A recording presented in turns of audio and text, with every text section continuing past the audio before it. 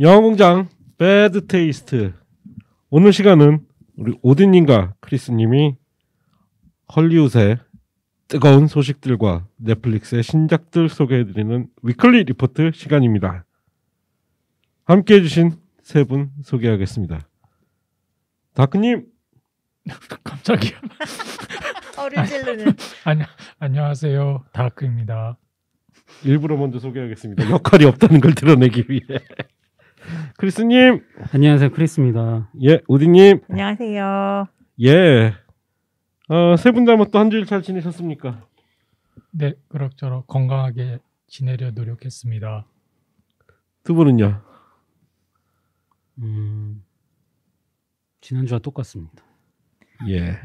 크리스님 제가 팔로우를 하는데 소셜 미디어를 지난 한 주가 더 다양한 음식을 즐기셨더군요. 그러게요. 우리 크리스는 진짜 옛날 태어나서 완전 한량이에요. 맛있는 거 먹고 주지육님을 예, 좋아하고 그러다 골로 가죠. 옛날 분들. 예. 예. 최근에 극장 관련해서 또 굉장히 화제가 된 소식이 하나가 있었어요. 이 어려운 틈을 타서 요금이날에서 관객들을 극장에 불러 모아도 모자랄 판에 CGV가 요금을 무려 거의 2,000원 가까이 인상을 한다는. 예. 그래서 뭐 일반상 12,000원으로 뭐 인상을 한다고 그러더라고요. 역발상인가요? 예, 대단해요. 그 발상은 모르겠어요. 산업적으로 어떻게 접근해야 될지 모르겠지만 안 올 놈은 어차피 안 오고 올 놈은 어차피 오니까 오는 놈들한테 더 뽑아 먹자.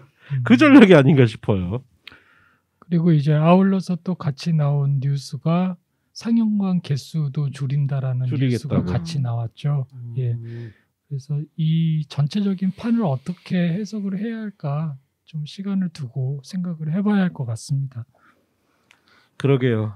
물론 뭐 경영에 어려움이 있겠죠. 근데 하여튼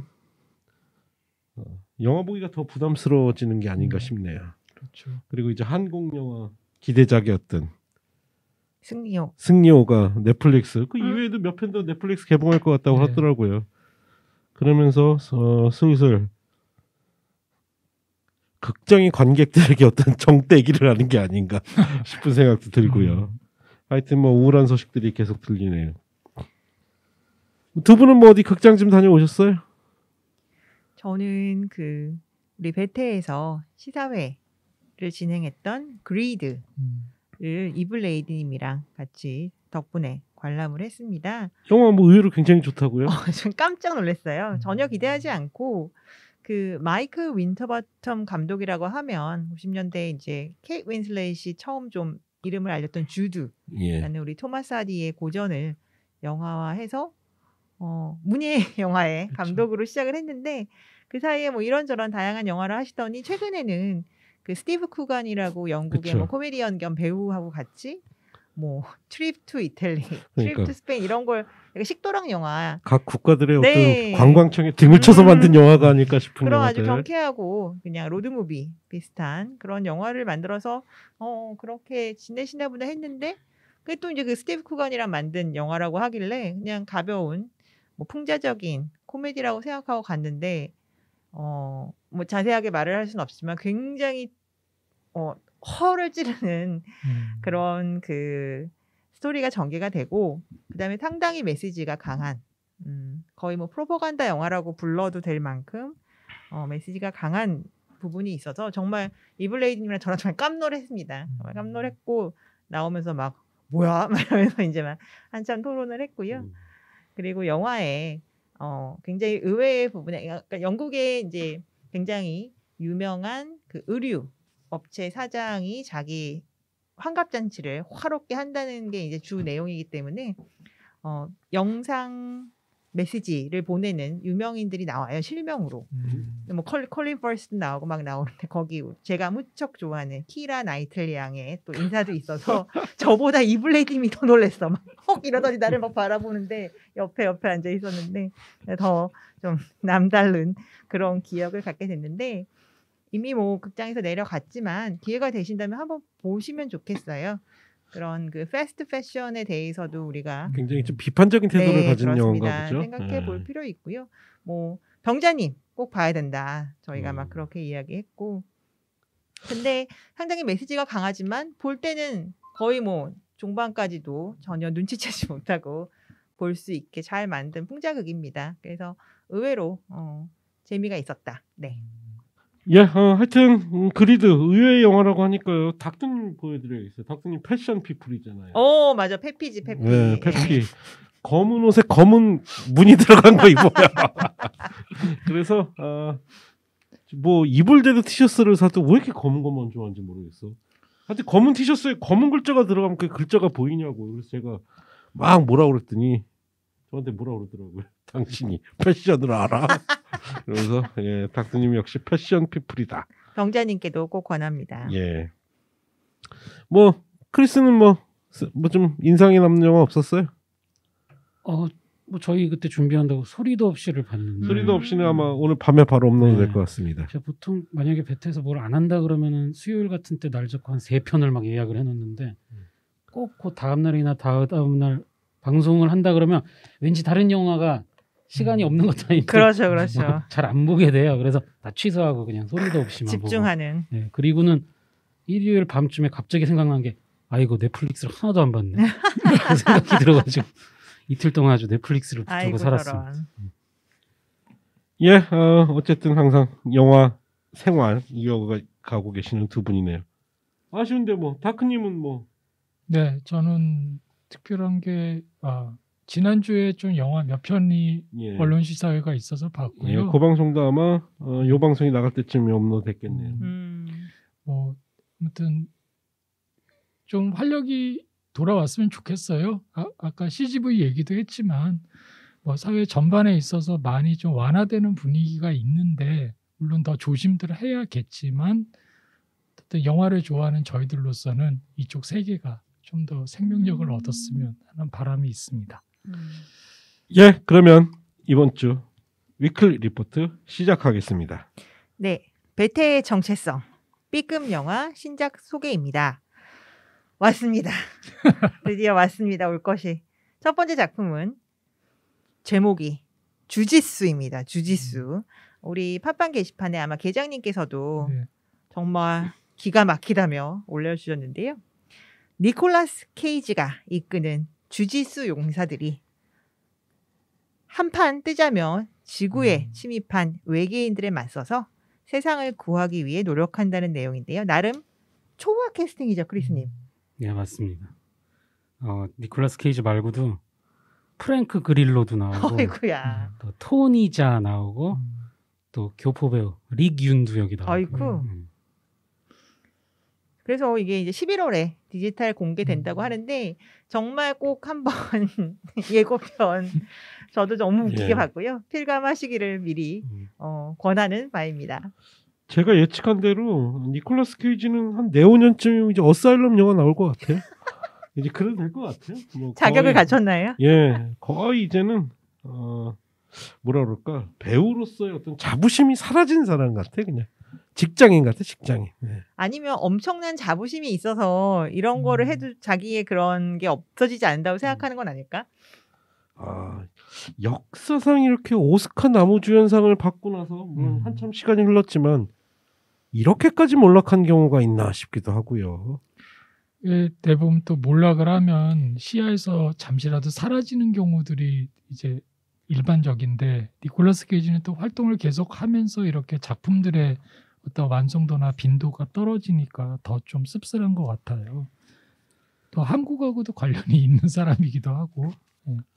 예, 제가 이제 항상 애용하는 이제 최신 예고편들이나 신작 소개 올라오는 이제 외국 사이트가 있는데 제가 거기서 이거를 예고편을 보고 페이스북에 올릴까 하다가 이것은 시간 낭비로구나 그래서 안 올렸습니다. 영화 뭐 너무 예고편만 봐도 너무 한심해요. 침략한 외계인인데 외계인 비주얼은 일종의 좀 그 프레데터의 그 투명 외계인처럼 그렇죠. 그런 비주얼도 나오고 주짓수로 싸워요. 예. 너무 한심해. 예. 근데 유튜브에 이제 보면 막상 제대로 된 주짓수는 아마 정확하게 그러니까요. 안 나온다. 예. 다른 방식으로 엄청 싸우는데 주짓수는 어디 갔냐. 그 얘기가 있고 또 하나는 이제 사람들이 다 비슷한 트레일러가 한 수십 개가 올라왔어요. 근데 리플을 보니까 다들 이런 식으로 썼어요. 예를 들면 뭐 이제 이렇게 두 사람이 얘기하는 식으로 다 리플을 달았는데 뭐 제작자 A가 나한테 기발한 아이디어가 있다. 그랬더니 제작자 B가 얘기해봐라. 그러니까 제작자 A가 모탈 컴뱃이 프레데터를 만났을 때 같은 영화를 한번 만들어보고 싶은데 그랬더니 제작자 B가 그거 별론 것 같은데 그러자 제작자 A가 니콜라스 케이지를 출연시킬 거다. 그랬더니 B가 해봅시다. 근데 그러니까 그런 리플이 엄청 많아요. 네. 뭐 조만간 본인에 관한 메타 영화까지 나온다고 할 정도니 그러니까요. 과연 이 형님의 앞날 우리가 연예인 걱정이 세상에서 제일 한심하다고는 하지만 좀 이제는 정말 관전을 하고 싶은 그런 심정이 돼버렸죠.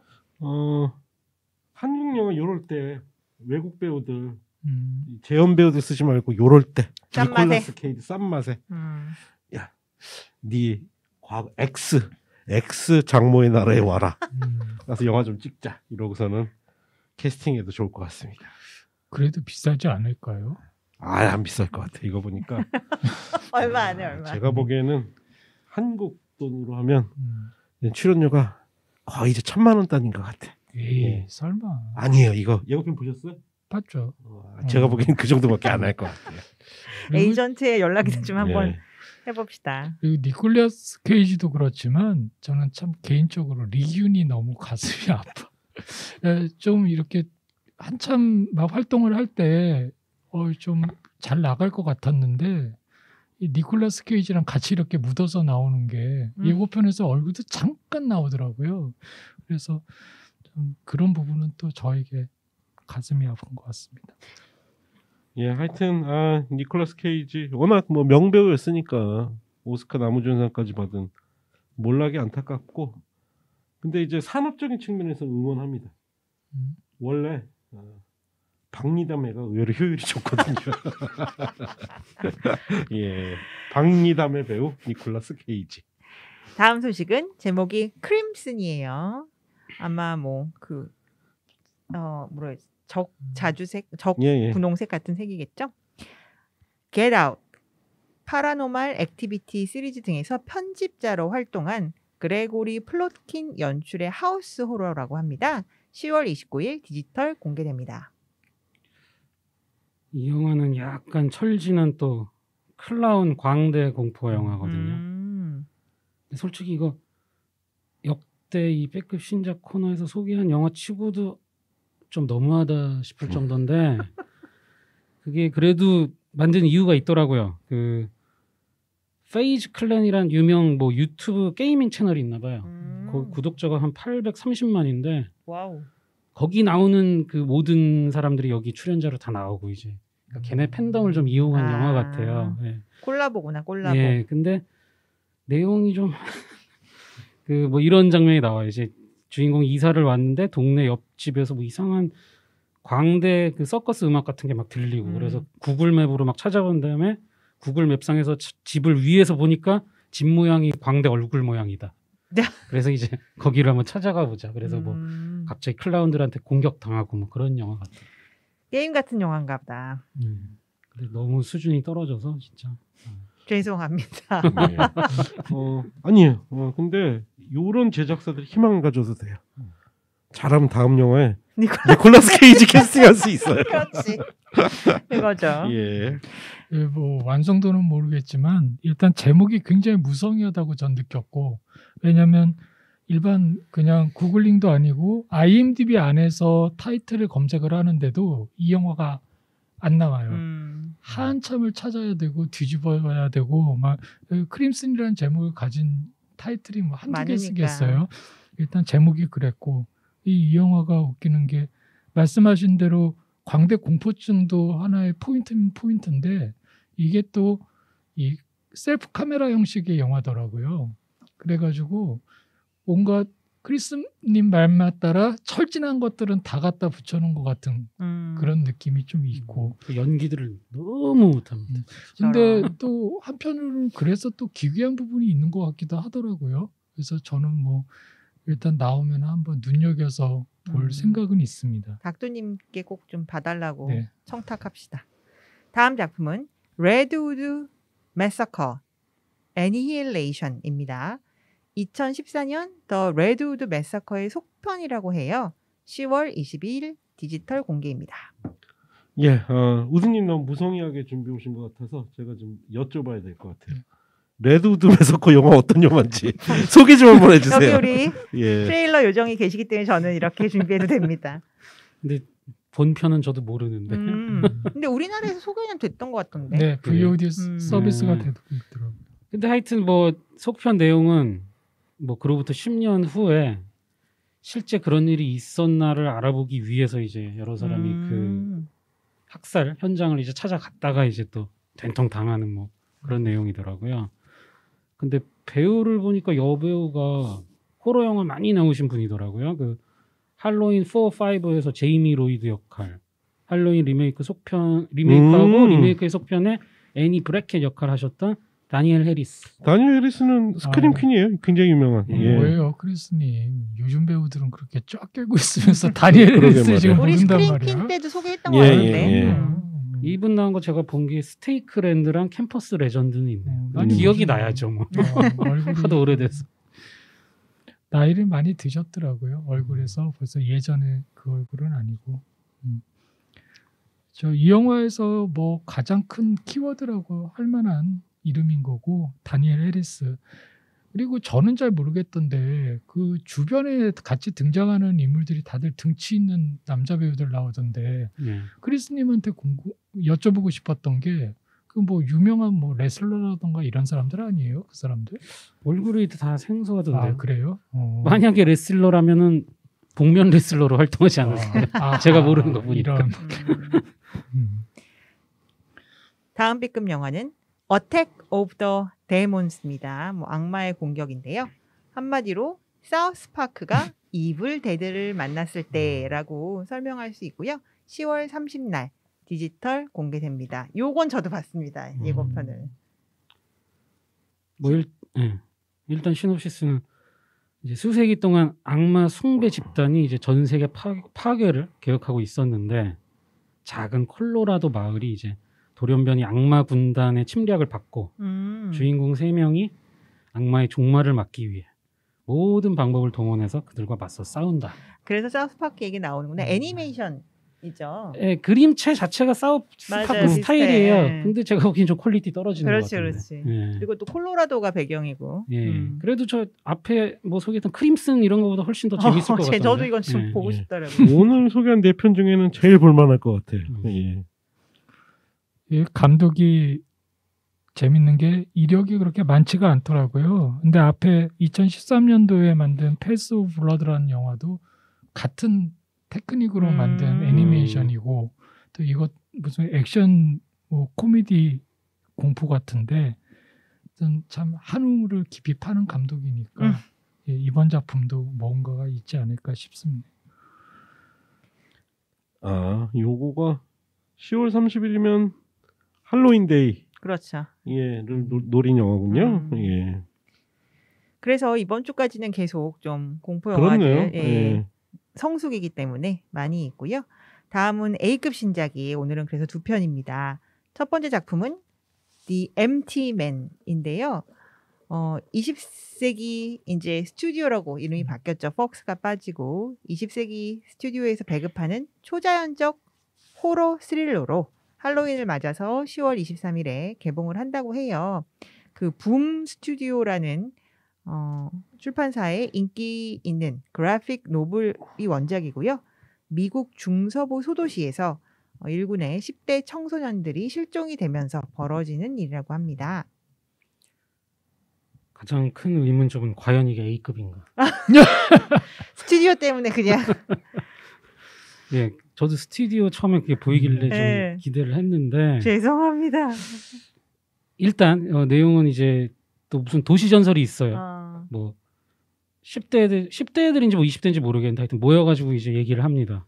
다리 위에서 빈병을 발견했을 때 그 병 입구에 대고 이렇게 휘파람을 호호 불면서 엠티맨을 생각하면 첫째 날 캔디맨이야. 그의 소리를 어디선가 들을 수 있고 대박. 둘째 날 눈으로 볼 수 있고 셋째 날은 그 사람이 너를 찾아온다. 이 도시 전설로 이제 시작하는 건데 그 이제 유튜브에도 대다수의 반응이 이거 그 맨으로 시작하는 여러 가지 생각나는 거 짜기 쉽게 한 거 아니냐 그러면서 혹시 무슨 인공지능이 대충 이런 식의 호러 영화를 분석해서 매년 하나씩 생산해내는 것 같다 그러면서 캔디맨 또 스마일리 그리고 슬렌더맨 그리고 저는 이거는 처음 들어보는데 2016년에 바이바이맨이라고 있었나요? 바이바이맨. 그게 굉장히 언급이 많이 돼서 제가 일부러 찾아봤어요. 저는 모르는 영화라. 근데 그것도 설정이 또 비슷하더라고요. 뭐 도서관에서 뭐 그 바이바이맨 이름을 생각하거나 부르면 갑자기 또 어디선가 나타나서 공격하는 뭐 그런 내용이라고. 다 저거지 뭐. 크리피 파스파? 파스타들. 예. 도시 전설이고 그냥 인터넷에서 서로 괜히 하나씩 괴담 만들어가는 거죠 뭐. 예. 하여튼 A급 퀄리티는 그 처음에 그 20세기 제작사 로고만 A급. 죄송합니다. 제가 무서워 보여가지고 이 예고편을 안 본 게 실책이네요. 아니에요. 우리 위클리 리포트는 이런 작품들을 꼭꼭 집어서 소개를 해드려야. 궁금한 게 있는데요. 20세기 폭스가 이제는 아니고 20세기사 이렇게 불러야 되는 디즈니에서 건가요? 폭스만 떼고 그냥 20th century 잠깐만 그러니까 맞나? 인수를 하면서 그렇게 한 거죠. 그렇죠. 20th century studio라고 네. 이름을 바꿨습니다. 그렇군요. 그리고 또 한 가지 그 캔디맨 얘기를 하셨는데 저는 예고편을 보는데요.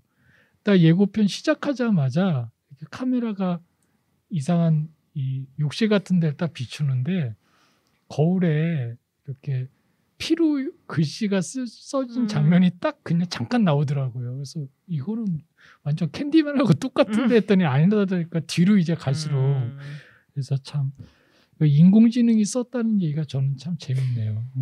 충분히 가능하지 않을까. 마지막 A급이라고 이건 그래도 좀 낫겠지. 이거는 A++. 그래요. 제목이 정글랜드인데요. 항상 우리 파고님이 이름을 재미나게 불러주시는 찰리 훈남, 찰리 허넴 주연의 드라마고 맨손 권투 대결로 살아가는 형제가 범죄에 휘말리면서 벌어지는 일이라고 합니다. 파라마운트 배급으로 11월에 디지털 공개됩니다. 제가 A++라고 한 이유는 이제 방금 소개해 주신 MT맨하고 비교했을 때 상대적으로 상대적으로 그 정도고 일단 지금 로튼 토마토 점수랑 IMDb 점수가 다 나왔거든요. IMDb는 7.6이고 로튼 토마토 지수도 78. 꽤 높아요. 작년에 아마 토론토 국제영화제에서 공개가 됐었나 봐요. 그래서 내용이 이제 그 맨손 복싱이라는 게 이제 뭐 좀 약간 무대가 지하 세계 불법 도박장 같은 데서 이제 펼쳐지는데 이제 주인공 형제 중에 찰리 허넴 말고 제고 코넬이 이제 복싱 선수로 나오는데 이제 거기서 뭔가 이겨야 되는 경기를 아마 져가지고 조직에 빚을 진 거예요. 그래서 그 뒤로 전국을 돌면서 이 조직이 시키는 대로 계속 경기를 치르면서 이제 빚을 갚아 나가야 되는 그런 내용입니다. 근데 그 조직 보스 같은 인물로는 이제 요새 되게 많이 나오는 그 다 파이브 블러드도 나왔고 러브크래프트 컨트리 주인공이기도 한 그 조나단 메이저스 조직 보스 같은 역할로 나오고 또 여자 배우 한 명이 나오는데 넷플릭스 다크 코미디 빌어먹을 세상 따위 여주인공이에요. 여기서 제시카 바덴이라고 그 친구도 여기 나오고 그리고 감독님은 맥스 윙클러라는 분인데 주로 이제 미드 연출을 많이 하시다가 아마 제대로 장편을 요번에 하시는 것 같아요. 앞에 장편 2작품이 있더라고요. 국내는 많이 소개는 안 됐는데 일단 2010년도에 세레모니라는 작품도 평가가 나쁘지 않았던 것 같고 그리고 2017년도에 플라워 이 작품도 국내에서도 포스터는 저는 많이 본 것 같은데 아마 정식 소개는 안 된 것 같고 저도 예고편 보니까 크리스님 말씀대로 A++ 저도 주고 싶고 굉장히 비장미도 있는 것 같고 화면의 어떤 그 미술이나 이런 것도 굉장히 저희 오늘 소개한 영화 중에서 가장 영화다운 영화. 그래서 저 개인적으로는 이 작품 정말 기대작 보고 싶더라고요.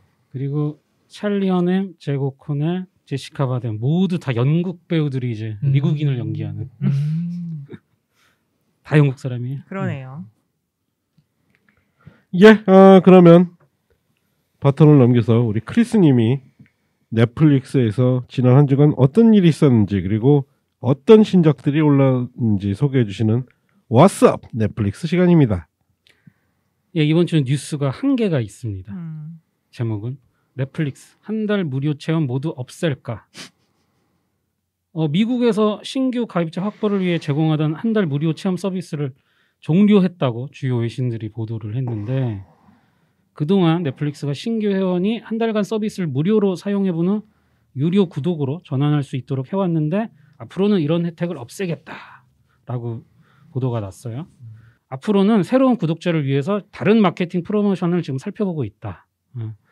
하지만 신규 구독자 유치 테스트는 이제 다양한 테스트를 이제 내년까지 계속 해볼 걸로 이제 보이고요. 지금 2년 전 멕시코에서 처음 무료 체험 서비스를 폐지를 했어요. 그리고 지금 다른 나라에서도 단계적으로 서비스를 종료할 예정이라 아직 우리나라를 비롯한 일부 국가에서는 계속 무료 체험을 사용하실 수가 있습니다.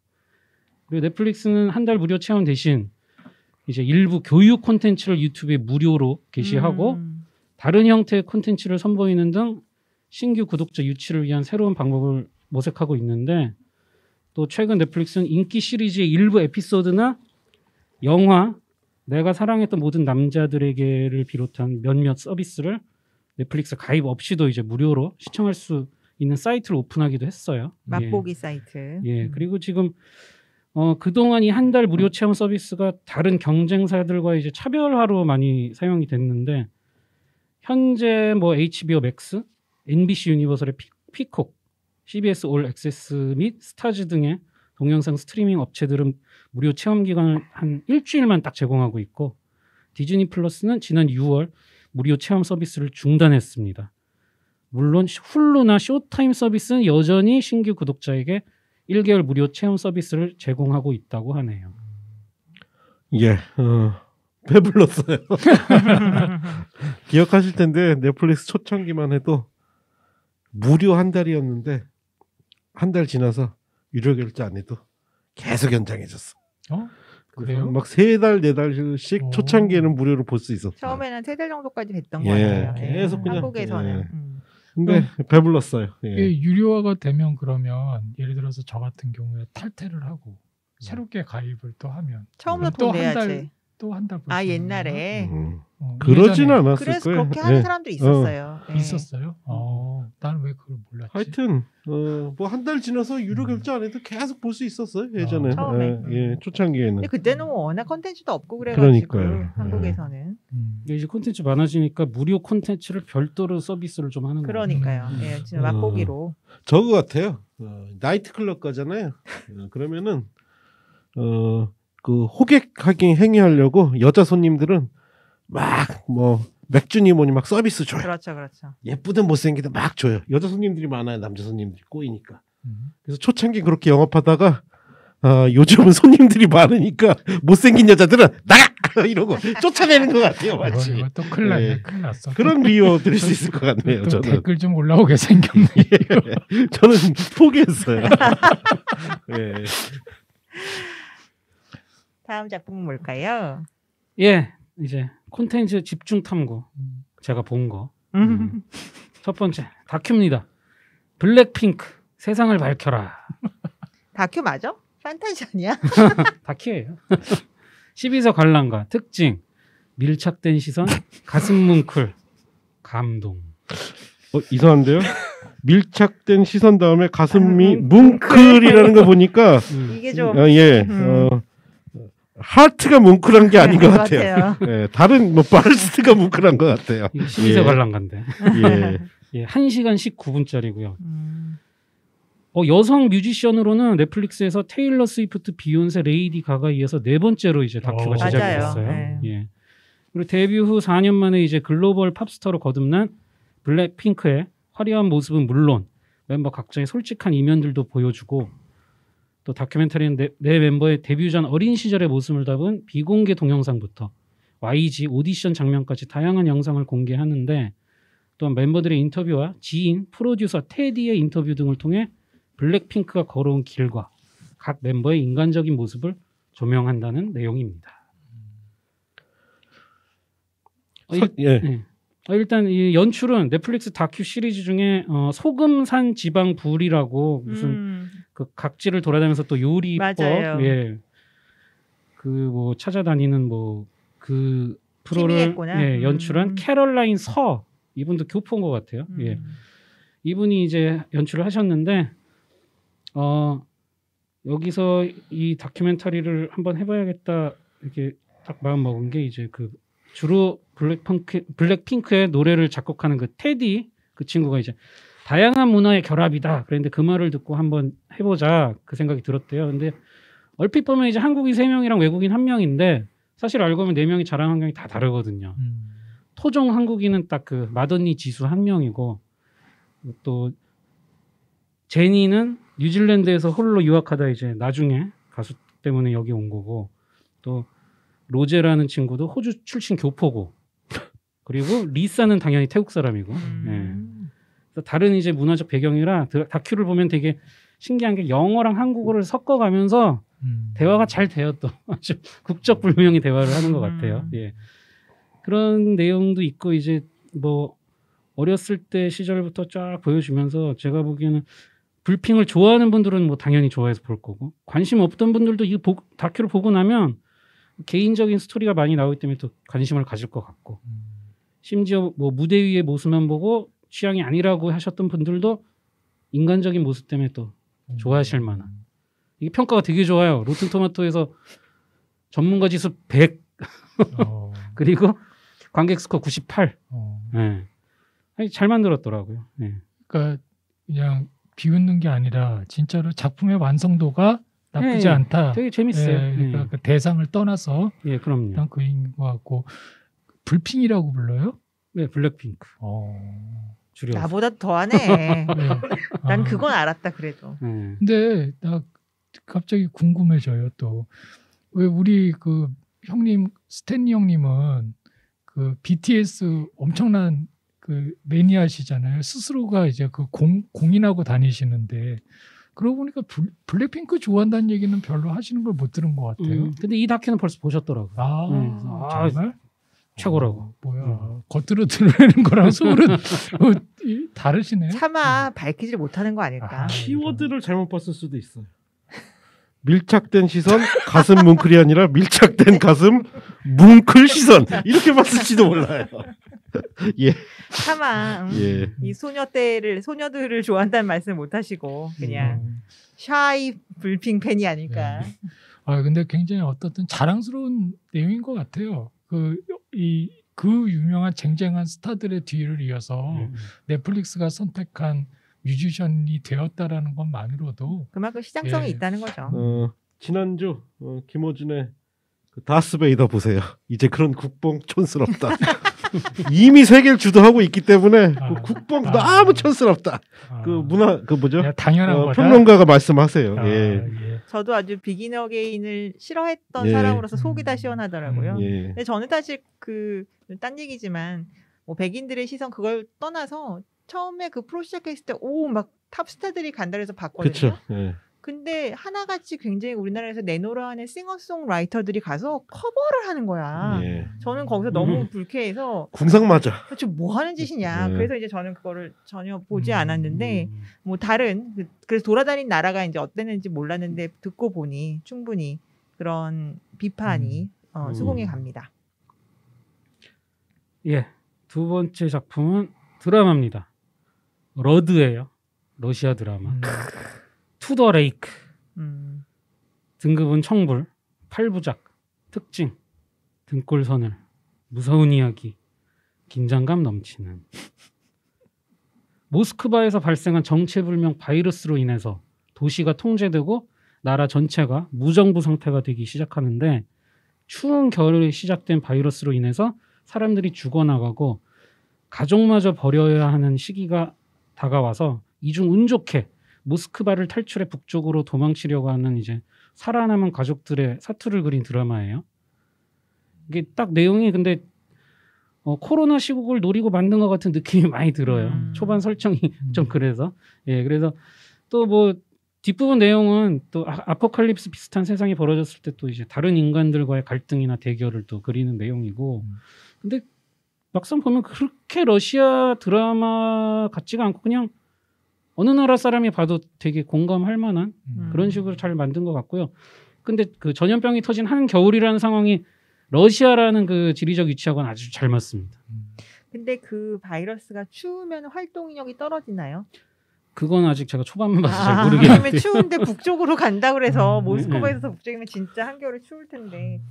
빨리 좀 코로나가 풀려서 러시아 가야 될 텐데 크리스는 알잖아 왜 러시아 가야 되는지.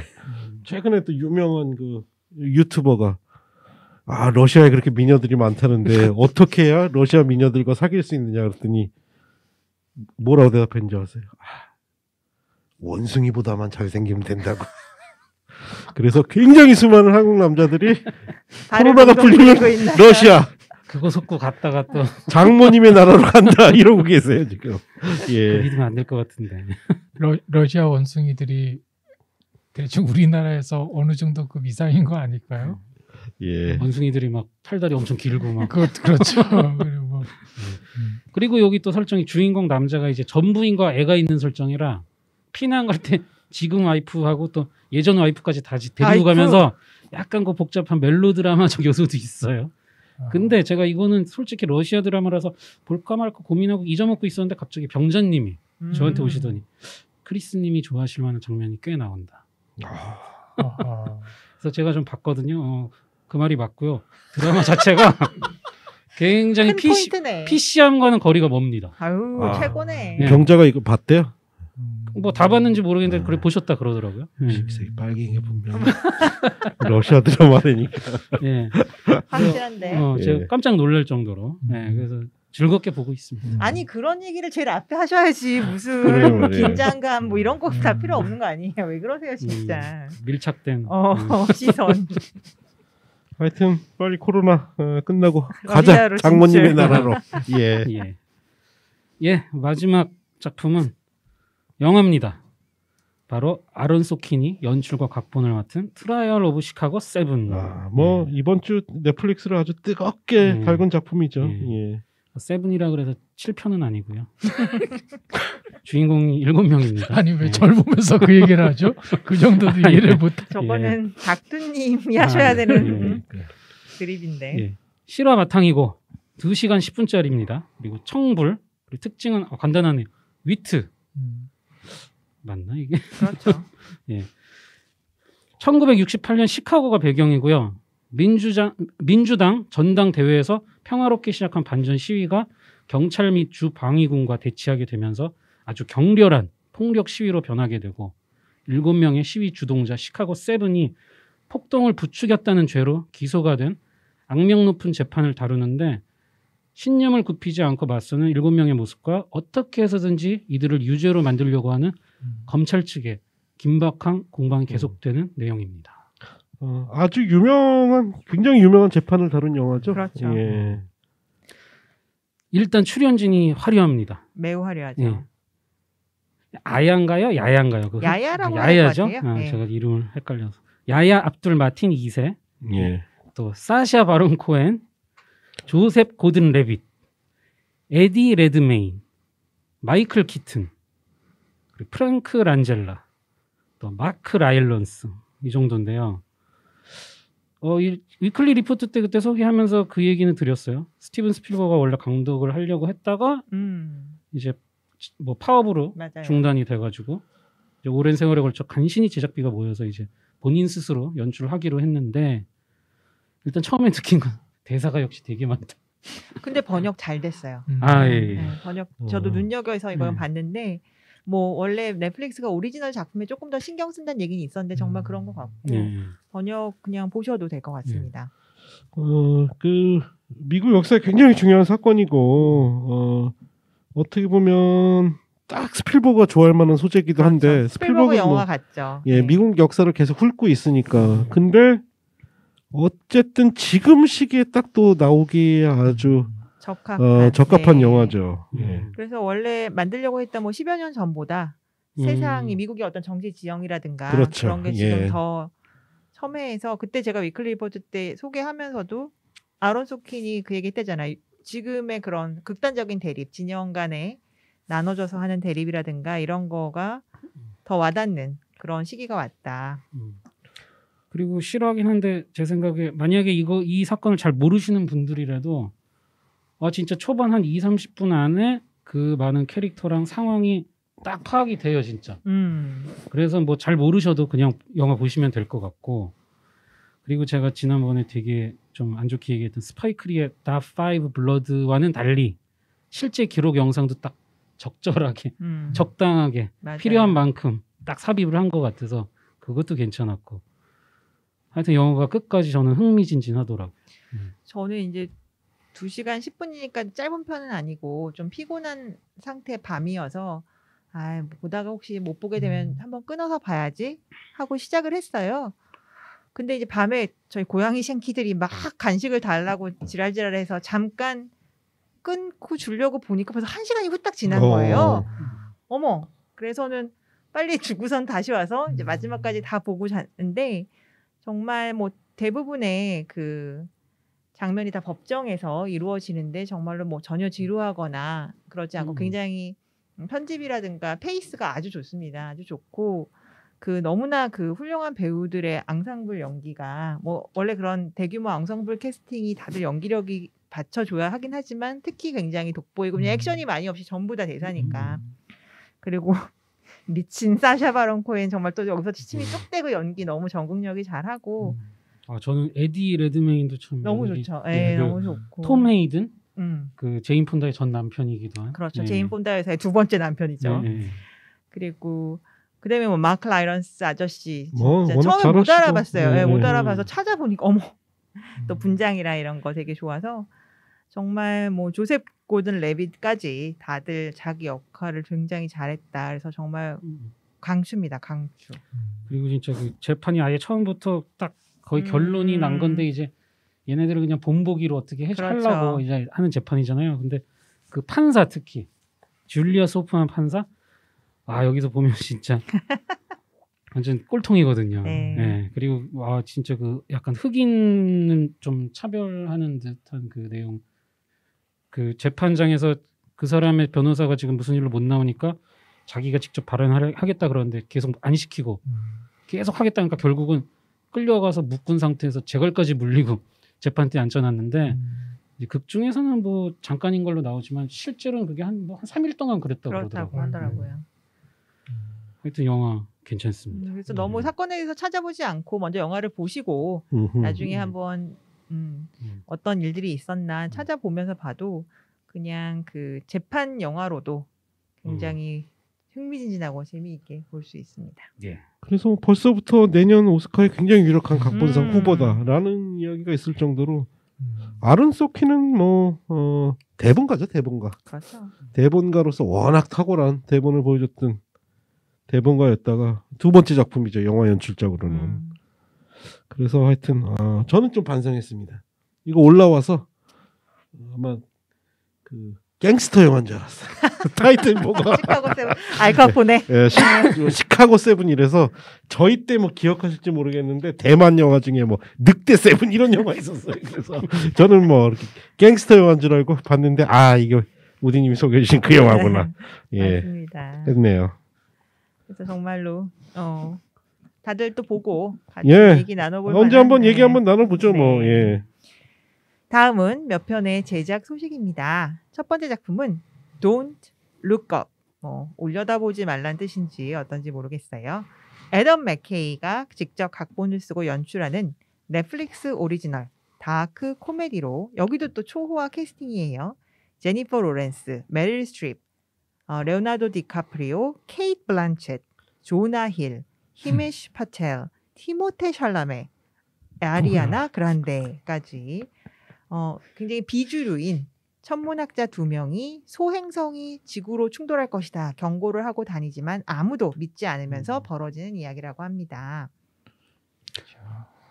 제니퍼 로렌스 전 코미디 나온다는 거 처음 들어본 것 같은데. 제니퍼 로렌스요? 코미디 연기를 한 적은 있죠.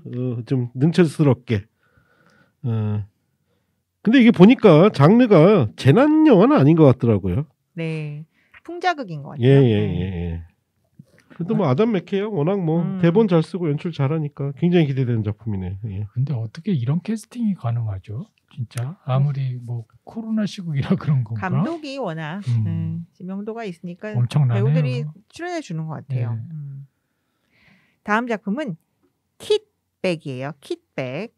킷백이란 게 그 옛날에 이제 전장에 군인들이 갈 때 자기 물품들을 그쵸. 이렇게 예. 담아서 뭐 더플백 내지는 그런 느낌인 것 같습니다. 리들리 스콧 연출이고요. 와킨 피닉스가 주연하는 나폴레옹 전기 영화라고 합니다. 20세기 스튜디오 제작이고요. 올더 머니에서 함께 일을 했던 데이빗 스카르파가 시나리오를 쓴다고 하네요. 스콧 감독님이 올해 62이세요. 82. 그래서 가뜩이나 연세도 많으신데 그 더 라스트 듀얼이라고 왜 프랑스의 뭐 마지막 결투를 다뤘던 아담 드라이버랑 맷 데이먼 나온다는 그 영화. 그 다음에 이제 레이디 가가를 데리고 하는 구찌 두 영화 다음 작품이라고 하니까 이것까지 다 하시면 뭐 에일리언 추가 작품 같은 거는 거의 힘들지 않을까 싶네요. 원래 나폴레옹 영화는 명감독들이 굉장히 많이 도전을 하죠. 제일 유명한 게 스탠리 큐브릭이 자기 평생에 걸쳐서 나폴레옹 영화를 만들고 싶었는데 못 만들었고, 또 고전 나폴레옹 영화도 있고 아주 유명한 그 스크린 3개 붙여서 상영했다는 그런 영화도 있고. 탐나는 소재지. 탐나는 소재.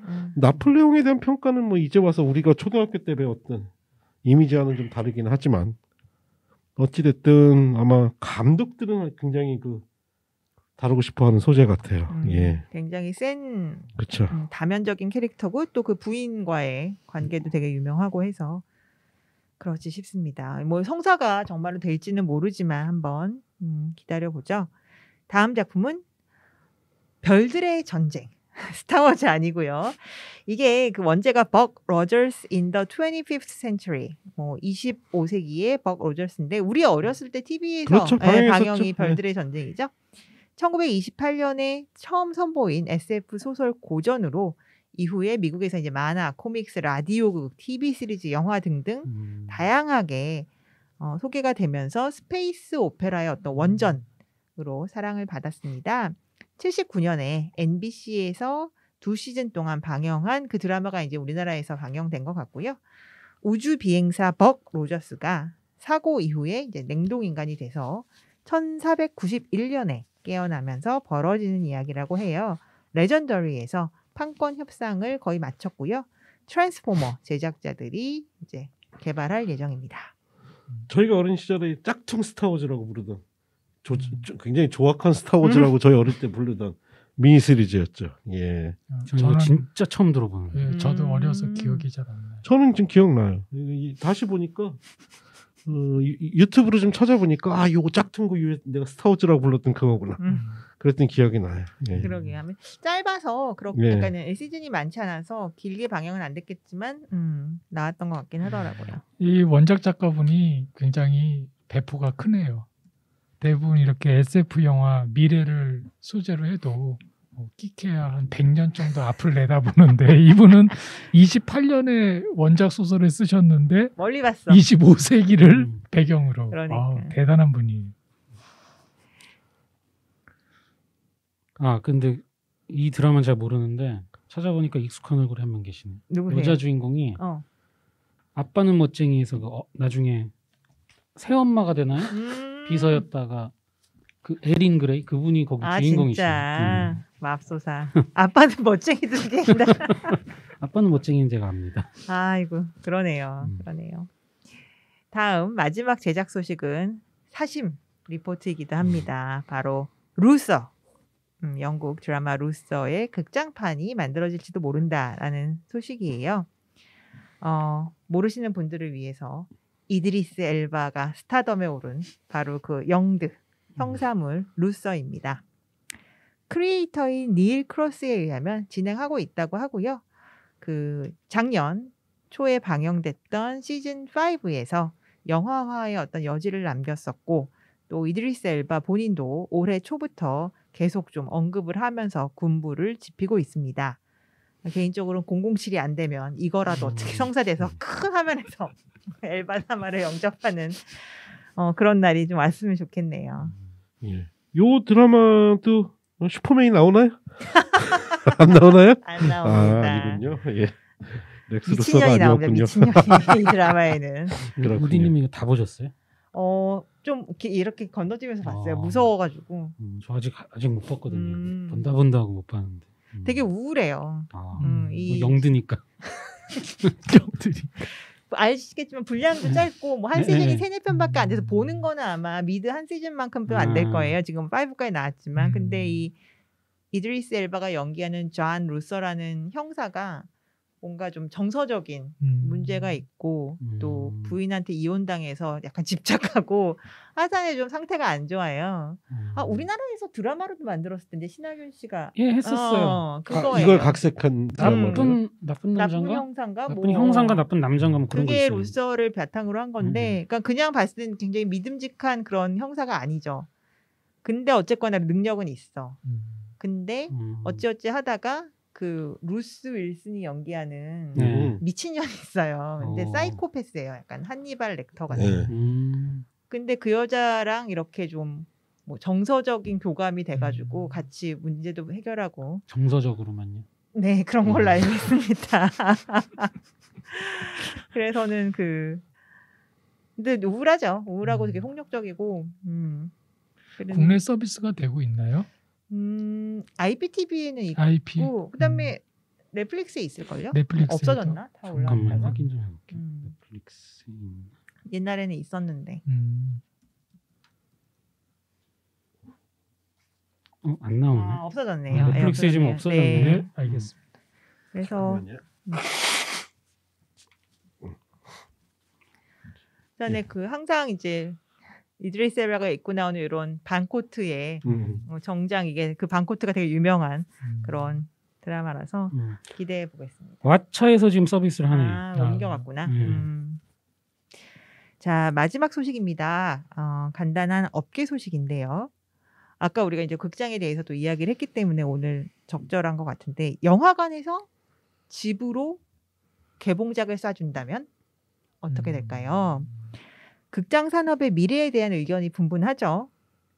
그런 와중에 크리스티라는 어떤 그 시네마 테크 기업에서 극장에서 가정으로 영화를 직접 스트리밍하는 기술의 특허를 출원했다고 해요. 그러면서 새로운 가능성이 제시되고 있습니다.